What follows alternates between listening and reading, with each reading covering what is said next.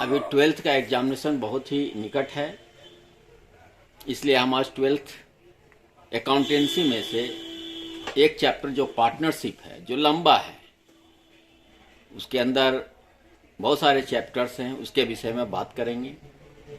इसमें पहला चैप्टर के रूप में जो आता है वह है profit and loss appropriation account. Second chapter के रूप में जो आता है वह है admission of a new partner. तो हम जिस विषय में बात करेंगे वह है एडमिशन ऑफ पार्टनर के विषय में। लेकिन पार्टनरशिप के किसी भी चैप्टर्स को बनाने के लिए आपको पार्टनरशिप के अंदर जो पार्टनरशिप डीड है उसके विषय में, उसके कंटेंट्स को जानना बहुत ही जरूरी है। उसमें से 4-5 कुछ ऐसे कंटेंट हैं जिसको हमेशा ध्यान में रखना चाहिए।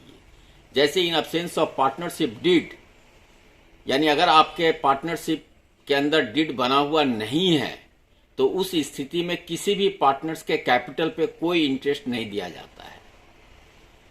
किसी भी पार्टनर्स के द्वारा किए गए ड्राइंग्स पर कोई इंटरेस्ट चार्ज नहीं होता है। पार्टनरशिप फर्म के अंदर जो भी प्रॉफिट या लॉस हुए हों वे सभी पार्टनर्स के बीच में इक्वली यानी कि बराबर बराबर बांटा जाता है। यदि फर्म पार्टनर्स किसी भी पार्टनर के द्वारा पार्टनर से लोन लिया हो तो वैसे लोन पर आप 6% पर एनम के रेट से इंटरेस्ट का पेमेंट कर सकते हैं। ये 4 कंटेंट ऐसे हैं जिसको हमेशा ध्यान में रखना चाहिए, और अगर आप इसको ध्यान में रखते हैं, और नेक्स्ट ये भी है कि in absence of partnership salary और commission not to be allowed any partners, ये ध्यान रखना बहुत जरूरी है। और तब इतना ही कंटेंट से आप चाहो तो profit and loss appropriation account को बना सकते हो। लेकिन आज हम जिस सब्जेक्ट में या जिस चैप्टर के विषय में बात करना चाह रहे हैं वह है पार्टनरशिप के अंदर admission of a new partner. आइए देखते हैं admission of a new partner के कॉन्सेप्ट को हम कैसे क्लियर करते हैं।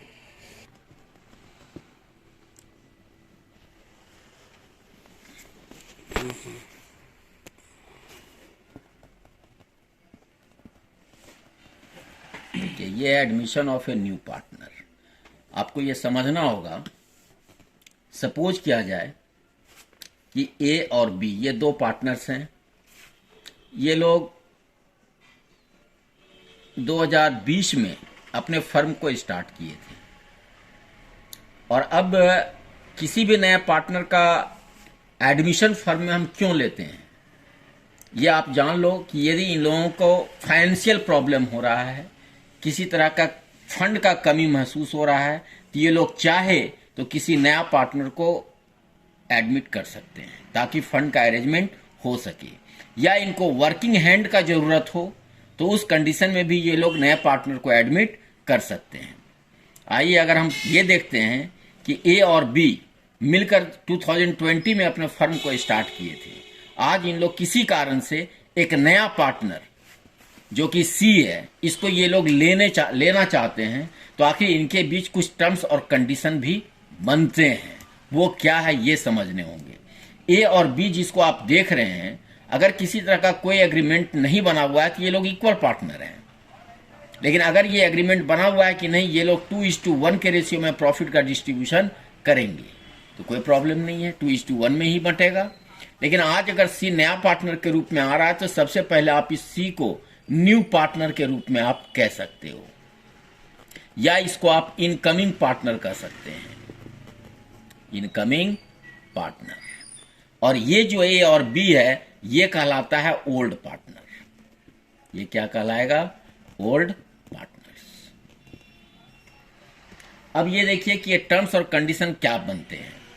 ए और बी से कहेगा कि भैया हम आपको पार्टनर बना रहे हैं तो आपको कैपिटल के रूप में एक फंड लाना होगा। सपोज किया जाए कि ये फिक्स हो गया कि कैपिटल के रूप में इसको 50,000 लाने हैं। ये एडमिशन जो हो रहा है वो सपोज किया जाए 1 जनवरी 2023 को। तो 1 जनवरी 2023 को ये टर्म्स और कंडीशन बन रहा है कि इसको अपने साथ क्या लाना है, कैपिटल जो कितना है 50,000।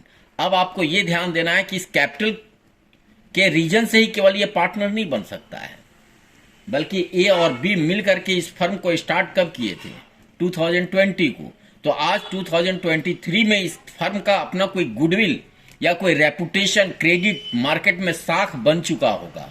उस साख या क्रेडिट या गुडविल के अगेंस्ट में सी से अलग से रकम लिया जाता है, जिसको हम कहते हैं गुडविल, या इसी को हम कहते हैं प्रीमियम। इसी को क्या कहते हैं? प्रीमियम। सपोज किया जाए कि इससे प्रीमियम जो लिया जा रहा है वो 10,000 या 12,000। पहला कंडीशन हुआ कि इसको अपने साथ कैपिटल लाना होगा। दूसरा ये हुआ कंडीशन कि इसको गुडविल भी पे करने होंगे। अब रहा बात कि जब सी नया पार्टनर के रूप में आ रहा है, तो सी के आने के बाद फ्यूचर में जो प्रॉफिट या लॉस होगा, उस प्रॉफिट और लॉस में से सी को क्या शेयर मिलेगा? तो यह फिक्स हो गया कि सी को जो मिलेगा वो 1/3 मिलेगा। तो आखिर ये 1/3 कहां से आया भाई? तो इसके पहले के चैप्टर में आप सैक्रिफाइस और गेन पढ़े होंगे कि इस नया पार्टनर को जो भी शेयर मिलता है उसको ये ओल्ड पार्टनर सैक्रिफाइस करके देते हैं। तो जो आज ये गुडविल ला रहा है, ये गुडविल पूरा का पूरा ओल्ड पार्टनर में ही डिस्ट्रीब्यूट होगा, लेकिन सैक्रिफाइस रेशियो में होगा। ये ध्यान रखिएगा। ये गुडविल ए और बी में बंटेगा, लेकिन किस रेशियो में? सैक्रिफाइस रेशियो में। ये कैपिटल इसका खुद का है, लेकिन ये गुडविल जो है वो ओल्ड पार्टनर्स में बटेगा। किस रेशियो में? सैक्रिफाइस रेशियो में। अब ये ध्यान देना है कि सी के आने का ये कंडीशन तो पूरा हो गया कि इसको कैपिटल लाना होगा, गुडविल लाना होगा। ये जो गुडविल आएगा उसको ओल्ड पार्टनर्स अपने सैक्रिफाइस रेशियो में डिस्ट्रीब्यूट करेंगे, प्लस सी को फ्यूचर में होने वाले प्रॉफिट का शेयर क्या होगा। ये कंडीशंस फाइनल हो गए हैं। अब रहा बात कि 1 जनवरी 2023 से पहले का जो भी प्रॉफिट या लॉस होगा वो सब के सब ए और बी के बीच में डिस्ट्रीब्यूट होगा। तो आखिर वो ए और बी के बीच में कौन सा प्रॉफिट ऐसा है भाई? क्या प्रॉफिट होता है? तो इसके लिए आपको जानने होंगे, पहला, revaluation of assets and liabilities. Revaluation of assets and liabilities. दूसरा, accumulated profit and loss। accumulated profit और लॉस। अगर हम एक प्रकार से कह सकते हैं कि अगर इतना चीज को हम समझ लें तो हमारा admission of a new partner का 80% पार्ट कंप्लीट हो जाता है। तो आइए हम लोग देखते हैं कि इन सब के लिए अकाउंटिंग रिकॉर्ड क्या होता है, इसको समझने होंगे। पहला, अब ये देखिए, अकाउंटिंग रिकॉर्ड में हम सबसे पहले बात कर रहे हैं journal entries in the books of firm. In the books of firm. पहला, for cash brought by new partner as his capital and share of goodwill जिसके लिए हम एंट्री पास कर सकते हैं, cash account debit to new partners capital account. New partners capital account to goodwill account या to premium for goodwill account, कुछ भी आप लिख सकते हो। ये इसका नरेशन भी हो जाएगा। अब हमने कहा था कि ये कैपिटल जो होता है वो तो न्यू पार्टनर्स के लिए है, बट जो गुडविल है ये ओल्ड पार्टनर्स के मेहनत से जो रेपुटेशन बनता है, जो फर्म का गुडविल बनता है, जो क्रेडिट बनता है, उसके अगेंस्ट में ये लोग लेते हैं। इसलिए जो भी ये गुडविल का अमाउंट होगा वो ओल्ड पार्टनर में हम ट्रांसफर करेंगे, वो भी सैक्रिफाइस रेशियो में। इसलिए हम इसके लिए एंट्री पास कर सकते हैं। देखिएगा, for amount of goodwill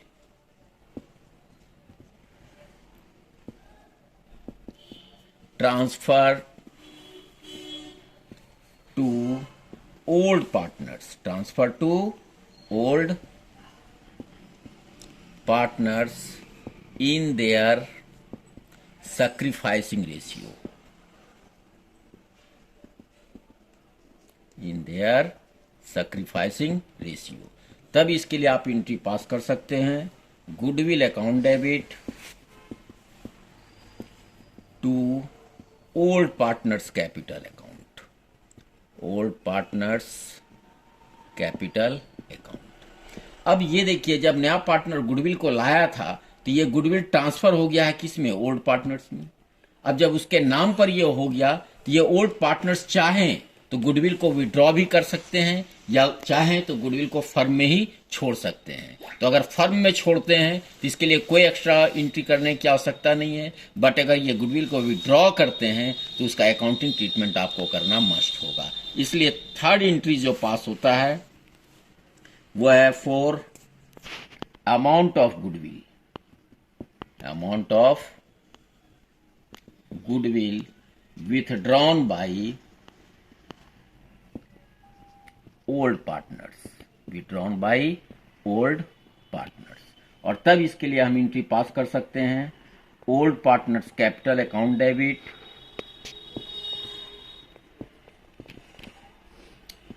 to cash account. ये तीन एंट्री अगर आप ध्यान में रखते हैं तो आपके लेसन में जो स्टार्टिंग क्वेश्चंस हैं वो क्वेश्चन आपका सॉल्व होगा। अब इसके बाद आपको ये समझना है कि अगर ये नया पार्टनर इस गुडविल के अमाउंट को नहीं ला पाता है तो क्या ये पार्टनर नहीं बनेगा? तब भी बनेगा, लेकिन उस कंडीशन में गुडविल का ट्रीटमेंट अलग होगा। जैसे आप ये कह सकते हो कि आज नया पार्टनर अपने हिस्से का जो गुडविल था, उसके शेयर का जो गुडविल था वो 12,000 और उसको जो शेयर मिल रहा है 1/3 मिल रहा है। इसका मतलब है कि फर्म्स गुडविल जो होगा, फर्म्स गुडविल वो क्या होगा, तो 12,000 इंटू 3/1 यानी कि 36,000 क्या होगा, 36,000। तो इस 36,000 का ट्रीटमेंट ए और बी के द्वारा कर लिया जाएगा। अब इसके बाद क्या होगा यह हम लोग नेक्स्ट में बात करेंगे। धन्यवाद।